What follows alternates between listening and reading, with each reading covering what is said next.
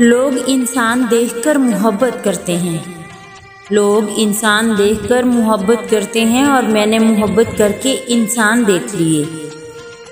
मोहब्बत हो या इज्जत किसी को इतनी भी ना दें कि आप अपनी कदर ही खो दें। कभी कभी इंसान को वो रिश्ते भी थका देते हैं जो उसका सुकून होते हैं। सुख में जो काम आते हैं वो रिश्ते होते हैं और जो दुख में काम आते हैं वो फरिश्ते होते हैं। तल्ख लहजा मत अपनाओ, तल्ख लहजा मत अपनाओ, क्योंकि कुल्हाड़ी तो भूल जाती है लेकिन दरख्त याद रखता है। खूबसूरत रिश्ते खूबसूरत आवाज़, ऊंचे मर्तबे और खूबसूरत चेहरे से नहीं बनते, बल्कि रिश्ते तो खूबसूरत दिल और ना टूटने वाले भरोसे से बनते हैं।